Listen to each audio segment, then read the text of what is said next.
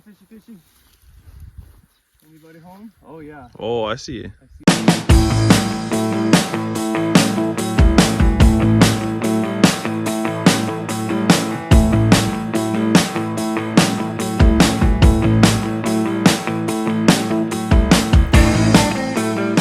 I have a couple of chores I have to get to today before I can get out to the water. Here's the first one. This is a squirrel feeder that our friend Tom helped Tammy and the boys build, but it has some issues. At least this one is a relatively easy fix.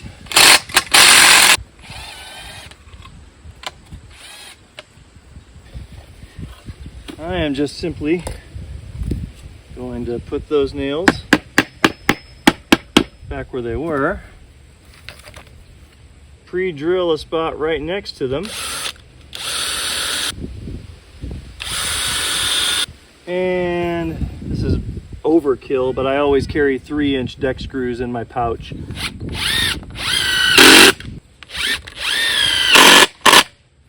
There we go. Better than new.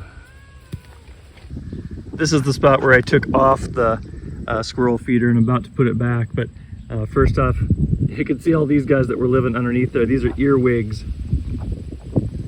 They're such weird creatures. And those pincers on the back, they actually don't hurt at all. You can let them sting you, or I mean not sting you, but just pinch you. Nothing happens.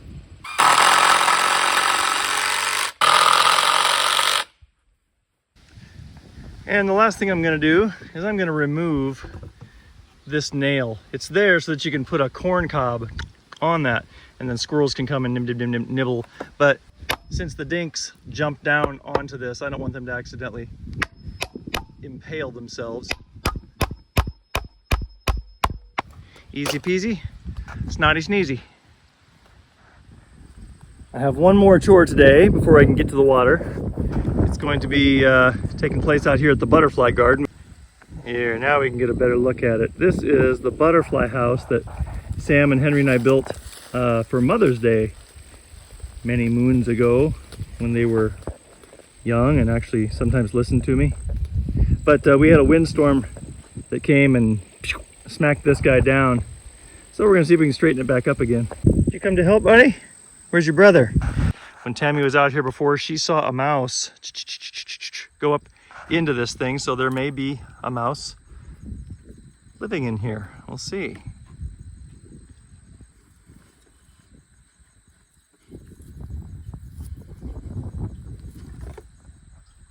Well, look who's here. We have a little mouseketeer who has taken up residence in, oh, and she has little itty babies. Can you see those?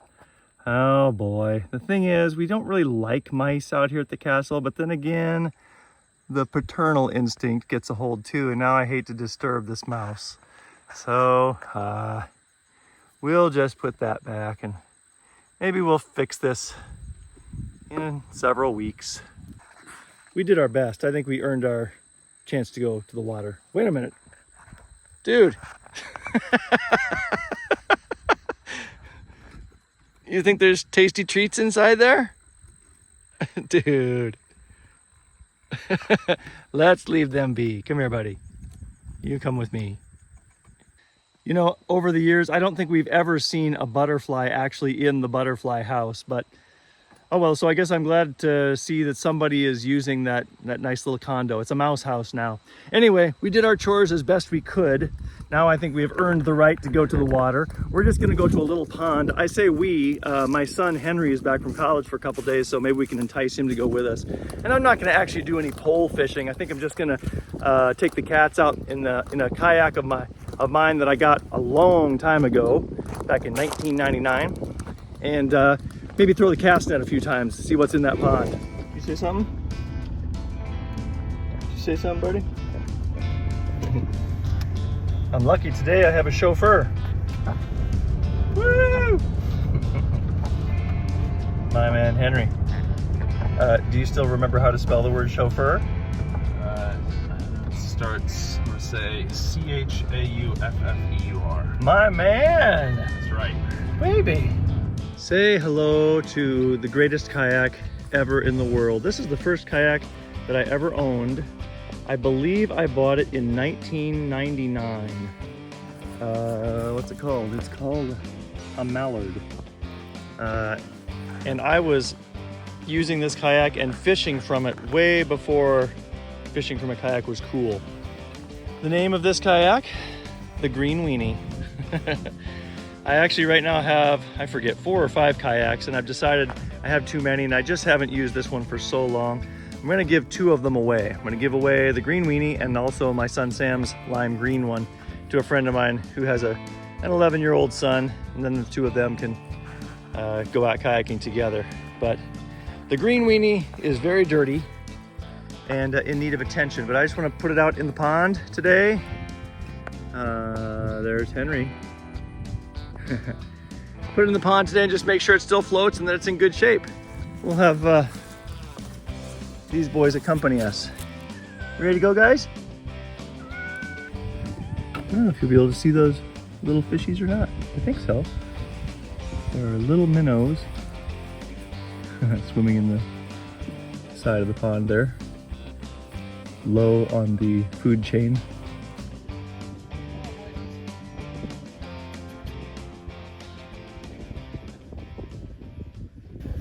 By the way, I keep a net just in case. Let's go see what's going on. The Green Weenie seems to still float, which is a good thing. A lot of respectable fish caught in this kayak. What do you think's the largest that's ever been caught in that kayak? In this kayak, well, probably not giant fish in this one, because almost always when I fished in this one, I was fishing for catfish and only using stink bait. And traditionally, or I should say historically, at least for me anyway, the catfish that would bite stink bait were small to maybe 3-4 pounds. Anything above that, I didn't seem to catch anything bigger on stink bait. Now that I use cut bait, I catch bigger fish. What do you say, Abby? This thing right here, Henry, was my invention. So it used to be that in your and Sam's room, when you guys had the bunk beds in that bedroom, there were on the window there were curtains, and then there were these loop things. You know, you pull the curtain back and put them inside these things. This was one of those. It went like this. Huh. And I put that there, and there was one over here too. And there used to be one back here. And it was when I got to my fishing spot, I would take this and put it in that little loop. Oh yeah, there you go. Hook, I should say. Yeah. It would sit right in there, out of the way while I fished. Sure. It was so cool.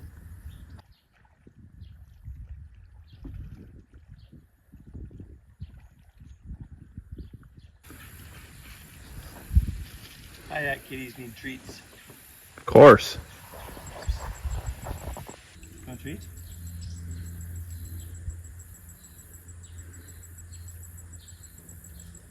Oh, they heard something over there. Yeah, I did too.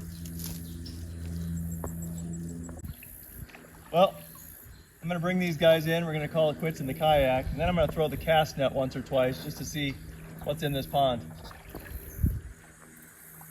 We're coming into port. Yep, Green Weenie's still in good shape. I'll give it a power wash. Coming up, dude. 2020, year of the pandemic, that was a game changer for me as far as fishing went. I had pretty much always fished for catfish and always fished with stink bait. Had great success.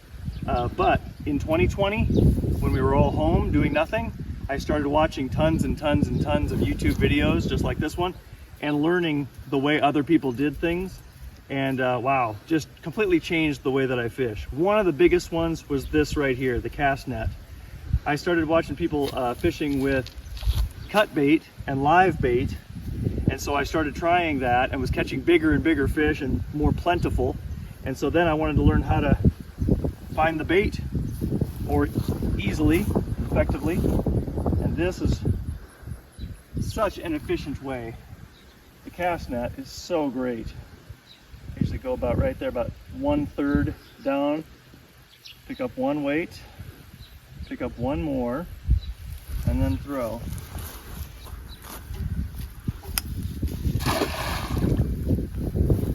The weights go down, the net pulls together, and if there happens to be anything below it, it grabs it. Not on the first net. Unlucky. Unlucky first try. But I actually did, as we were doing this, I saw some bluegill swimming around. Yeah. So they're in there. Pretty sure in this pond it's just panfish.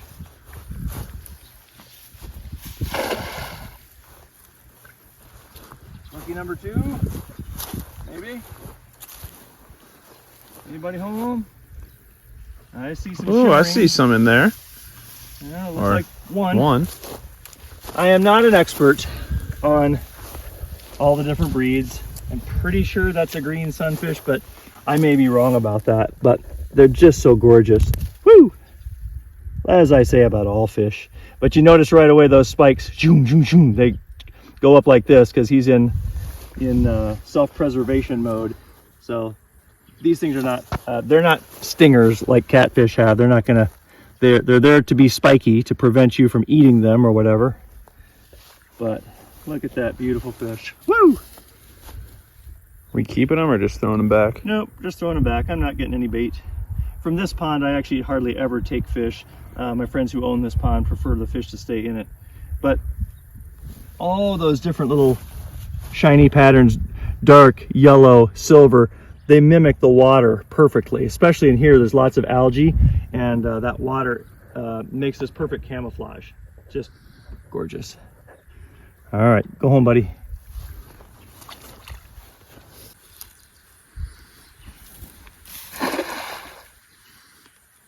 Come on, fishy, fishy. Anybody home? Oh yeah. Oh, I see. I see lots of shimmering going on. Indeed. At least one. There's a couple in there. Oh yeah, there you go. Oh, more than a couple. 3. Make sure we got them all out of there. Yeah. Okay. Yep, more of the same. Beautiful. Then from the right light too, I'll go like this a few times. There's purple in there also. Yeah, you Not can sure see if you it on the camera. Can you? Yeah. Awesome. That's good. You go home. Panfish like this, bluegills and green sunfish make excellent flathead bait, especially like from bank poles. I like to hook them through the bottom of the mouth and then up through the nostril. So there's a lot of exposed hook up here. Fish comes up, grabs the whole thing, bam, and then there's a lot of exposed hook. So it can find its way to the corner of the flathead or whatever fish, corner of its mouth. Ready to go home, buddy? Panfish have this kind of telltale black dot right there. Most of them have that. Crappie have it, bluegill, green sunfish, yeah. You're so beautiful that you get to go home. You're not going to be supper tonight. All right, well, thanks for watching. Henry has to get back to college now. It's true. Yeah, quit your lollygagging. But he did do his thing, which was go outside and play. Of course.